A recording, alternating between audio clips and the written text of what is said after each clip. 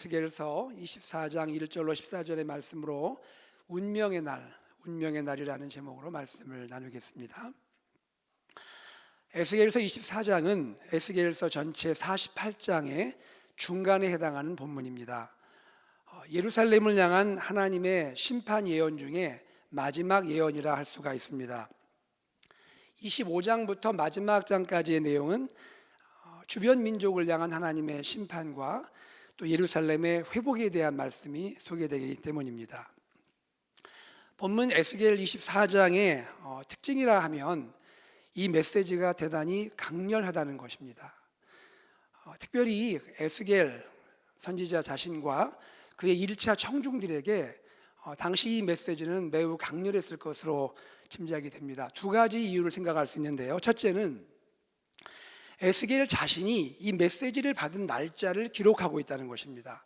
1절에 보시면 아홉째 해 열째 달 열째 달에, 쉽게 말하자면 제9년 10월 10일에 이 말씀을 받아 적었다고 기록이 되어 있는 것이죠.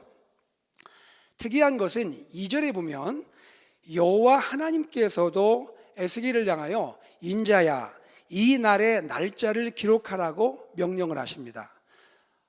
에스겔 자신도 이 날짜를 기록하고 있고 하나님께서도 굳이 이 날의 날짜를 기록하라고 명령하신 것을 보면 여기 적혀 있는 이 9년 10월 10일이 예루살렘의 운명과 관련된 뭔가 심상치 않은 날인가 하는 것을 생각할 수 있을 겁니다. 그렇다면 제9년은 어떤 해입니까? 여호야긴 왕이 사로잡힌 지 제9년이라 할 수 있습니다. 주전 588년인데요. 참고로 에스겔 1장 2절에 보면 에스겔서 전체의 그 사건을 기록하는 시간의 기준이 여호야긴 왕이 포로로 끌려간 그 날임을 알 수가 있습니다. 여호야긴 왕이 사로잡힌 그 해를 기준으로 해서 에스겔의 시간 표시가 된다는 것입니다. 과연 제9년 10월 10일은 어떤 날일까요? 2절의 말씀대로 바벨론 왕이 예루살렘에 가까이 온 날입니다. 다시 말하면 바벨론 군대가 예루살렘 성을 애워싸는 날이라 할 수 있습니다.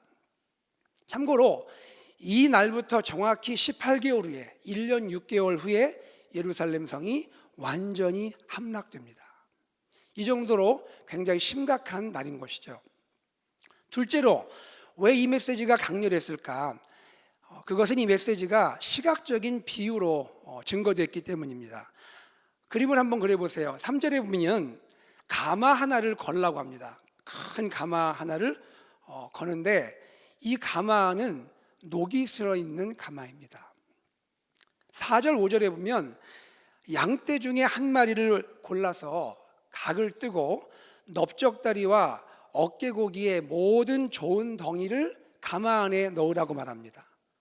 고른 뼈도 넣으라고 합니다. 그리고 그 뼈가 물러질 정도로 뜨거운 불을 지펴서 삶으라고 말합니다. 6절에 보면 이 내용에 대한 해설이 나오는데 가마 즉 녹슨 가마는 예루살렘 도성을 가리킨다고 말합니다. 특별히 피 흘린 성읍 예루살렘 도성, 하나님의 뜻을 반역하고 하나님께 범죄하여 나간 예루살렘 도성을 녹슨 가마라고 말합니다. 이 6절 말씀을 토대로 해서 7절에서 13절에서 해석이 확장되고 있는데요. 가마 속에 있는 녹슨 가마라 했잖아요. 가마 속에 있는 녹은 무엇을 가리키냐면 백성들의 더러운 죄를 가리킵니다. 특별히 영적인 음란을 보여주고 있습니다.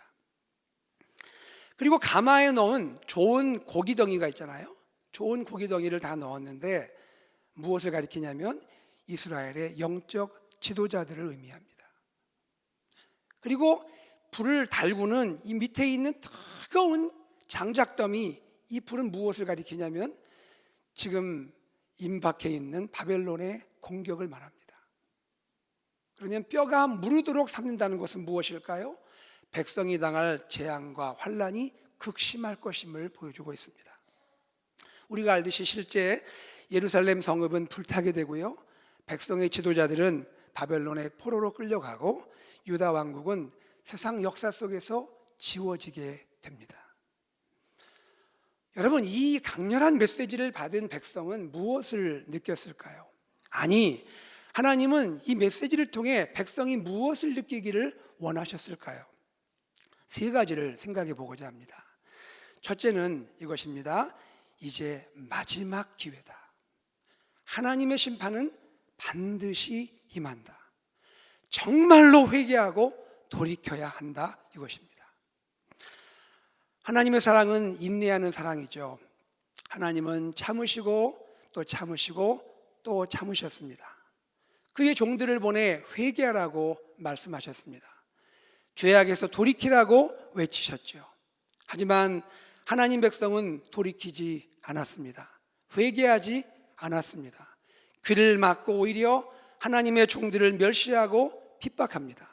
심지어 전장에서 우리가 살폈듯이 하나님의 거룩한 성전에서 공공연하게 우상 숭배를 행했습니다. 영적 음행이 성전 안에서 이루어진 것이죠. 하나님의 인내가 한계에 달하게 됩니다. 14절에 보면 하나님 이렇게 준엄하게 말씀하시죠. 나 여호와가 말하였은즉 그 일이 이루어질지라. 내가 돌이키지 아니하고 아끼지도 아니하며 뉘우치지도 아니하고 행하리니. 그러므로 이 마지막 심판의 예언 앞에서 이스라엘 백성이 할 일은 무엇일까요? 진심으로 회개하고 하나님께로 돌이키는 것입니다. 여러분, 마지막이라는 단어가 갖는 의미가 무엇입니까? 마지막 기회라 할 때는 아직 그 마지막이라는 단어에서 풍기듯이 기회가 있다는 거 아니겠습니까? 어렸을 때 저도 어머니에게 많이 혼났는데요. 몇 번 얘기하세요. 마지막이다. 마지막이다. 뭘 얘기하는 거죠?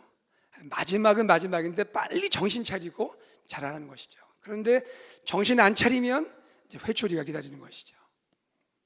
본문의 메시지는 오늘 우리에게도 적용되지 않겠습니까? 하나님은 우리 모두의 큰 죄악을, 우리 자신이 심판받아 마땅한 이 큰 죄악을 귀하신 독생자 예수 그리스도에게 지우시고 십자가의 처절한 죽음으로 우리의 죄악을 대신 심판받게 하셨습니다. 그리고 누구든지 회개하고 예수 그리스도를 구주로 영접하는 자는 구원을 받게 해주셨습니다. 그럼에도 불구하고 여전히 죄악 속에 머물면서 예수 그리스도를 구주로 영접하지 않는 자에게는 크고 두려운 심판이 예비되어 있습니다. 그러므로 오늘 세상은 복음을 듣고 돌이켜야 합니다. 주 예수께로 나와야 합니다. 이 일을 위해 먼저 구원받은 우리들이 십자가와 부활의 복음을 전해야 할 줄로 믿습니다. 우리가 전하는 복음이 그들에게는 마지막 구원의 기회일 수 있기 때문입니다. 예수님 믿지 않는 우리의 가족에게, 친구와 이웃에게 안타까운 마음으로 복음을 전하는 저와 여러분 되기를 간절히 소망합니다. 또한 이미 구원받은 우리의 삶이지만 우리의 삶은 어떤지 점검해야 하는 것이죠.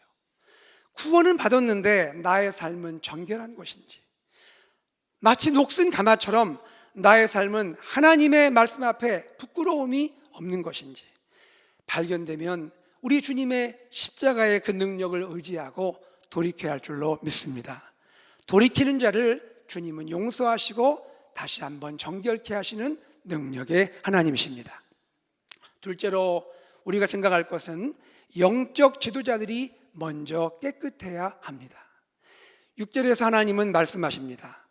피를 흘린 성읍, 녹슨 가마, 곧 그 속에 녹을 없이 하지 아니한 가마요, 화 있을진저 제비 뽑을 것도 없이 그 덩이를 하나하나 꺼낼지어다. 가마 속에 넣은 좋은 고기 덩이를 하나하나 꺼내라고 말씀하세요.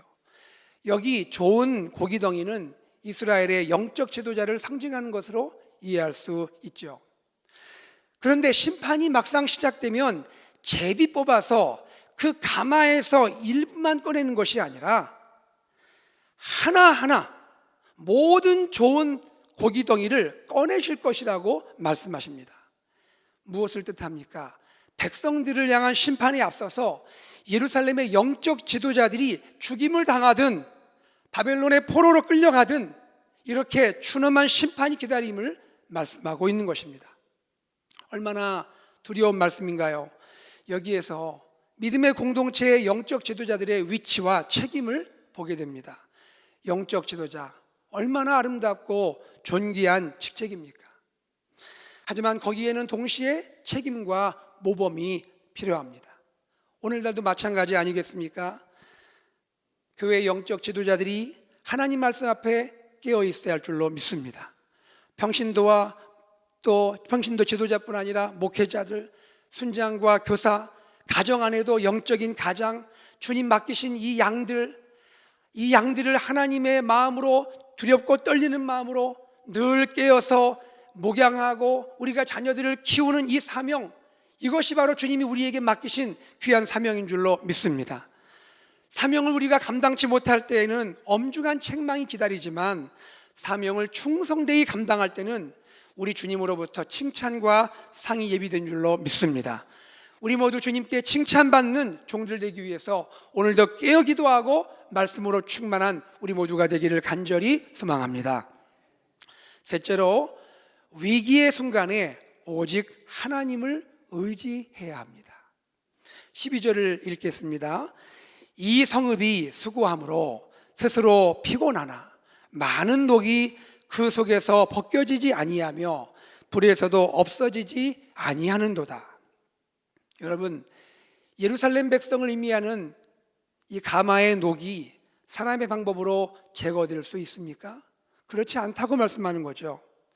어떤 성경학자는 이 성읍이 수고함으로 스스로 피곤하나라는 이 구절을 이렇게 해석합니다. 남유다가 현재의 곤경 위기를 극복하기 위해 주변 국가를 의지한다는 것이에요. 특별히 당시 강대국이었던 이집트를 의지하고 있다고 해석합니다. 그렇다면 하나님 백성은 민족적인 위기 상황에서 하나님 대신 사람의 힘을 의지하는 것이 아닙니까? 그러나 여러분, 사람을 의지할 때 어떤 결과가 찾아옵니까? 사람을 의지할 때 문제가 해결되는 것이 아니라 스스로 피곤해지게 됩니다. 우리들도 얼마나 자주 경험하는 것입니까? 하나님을 의지해야 할 줄 알면서도 얼마나 자주 사람의 능력, 사람의 지혜, 사람의 도움을 찾아 우리가 나섭니까? 그런데 그 결과가 어떻지요? 문제 해결보다 오히려 얼마나 피곤합니까? 내 삶이 고달프지 않습니까? 하지만 기억하십시오. 하나님을 의지하면 어떻게 되나요? 비록 소년이라도 장정이라도 피곤하고 지칠지라도 하나님을 의지하고 신뢰하는 자, 하나님을 앙망하는 자는 독수리가 날개치며 창공을 향해 호를 날아감같이 하나님을 의지하는 자는 결코 피곤함이 없는 줄로 믿으시기를 바랍니다. 왜 그렇습니까? 우리가 신뢰하는 하나님은 전능하신 만군의 하나님이시기 때문입니다. 하나님에게는 피곤이 없습니다. 우리 하나님 안에 있으면 쉼과 평안이 찾아지게 됩니다. 이 하나님을 의지하는 저와 여러분 되기를 소망합니다. 기억합시다. 우리 각자 인생과 믿음의 공동체의 가마의 녹을 제거할 수 있는 길은 다른 데 있지 않습니다. 그 유일한 해결책은 주 예수 그리스도의 십자가의 능력뿐입니다. 십자가만이 나 자신과 가정과 공동체의 모든 녹을 제거할 수 있고 어떤 죄도 십자가의 능력 앞에서 사함받을 줄로 믿습니다. 십자가의 능력만이 이 시대 가운데 우리 자신과 모든 성도와 모든 가정과 교회 안에 능력으로 역사할 줄로 믿습니다. 이 십자가의 능력이 오늘 우리의 삶에 충만하기를 주의 이름으로 축복합니다. 오늘 우리는 에스겔서 24장 말씀을 통해서 녹슨 가마의 비유를 듣게 되었습니다. 우리는 세 가지 교훈을 생각하게 되었죠. 첫째, 마지막 기회일 수 있습니다. 하나님의 심판은 반드시 임합니다. 정말로 회개하고 돌이켜야 합니다. 둘째, 영적 지도자들이 먼저 깨끗해져야 합니다. 셋째, 위기의 순간에 오직 하나님을 의지해야 합니다. 오늘도 이 말씀을 기억하면서 믿음 안에 승리하시는 귀한 성도님들 되시기를 주의 이름으로 축복합니다.